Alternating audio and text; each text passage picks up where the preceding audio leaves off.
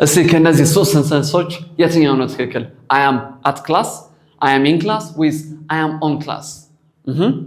ኦኬ ሶ ዛሬ ከፕሌስ ጋር ተያይዞ at on እና in እንዴት መጠቀም እንደምንችል እናያለን። እስኪ ከin እንጀምር። ኦኬ in ራሱ ቃሉን ይነግረናል።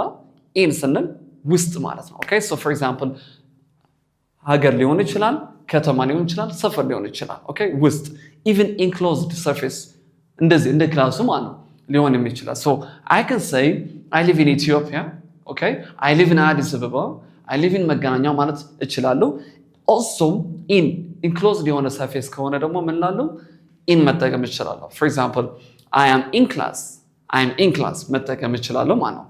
if it is on ስንል መጀመሪያ ማወቅ ያለብን is on the surface ላይ ከሆነ ምን መጠቀም እንችላለን? on ማለት እንችላለን። for example the marker is on my hands or on my palm መጠቀም ይችላል። okay so on ስንል surface ላይ I am on the floor, I am on the first floor አራተኛ ፎቅ ላይ ነኝ። so ምን መጠቀም እንችላለን? on surface ላይ ከሆነ ማለት ነው። also on ከአቬኑስ ወይም ደግሞ ጎዳና okay ስትሪቶች ከሆኑ መጠቀም እችላለሁ። for example I can say I am on the Kenenisa Avenue, Kenenisa ጎዳና ላይ ነኝ ማለት ነው። okay so for streets, for avenues we can also use on.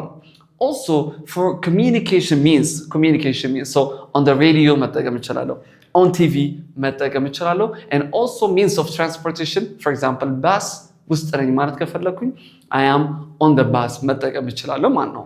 the third one is at ቃሉ ራሱ specific መሆኑን እየነገረ ነው። so I can say I am at the cafe.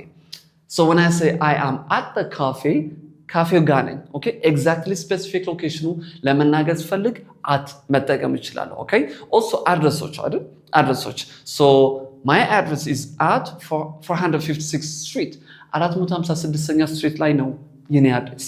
so if it is specific address I use at ማለት ነው። so ከፕሌስ ጋር የተያዘ at on እና in ተጠቅማችሁ ሰንተንሶች ኮመንት ላይ ጻፉልን።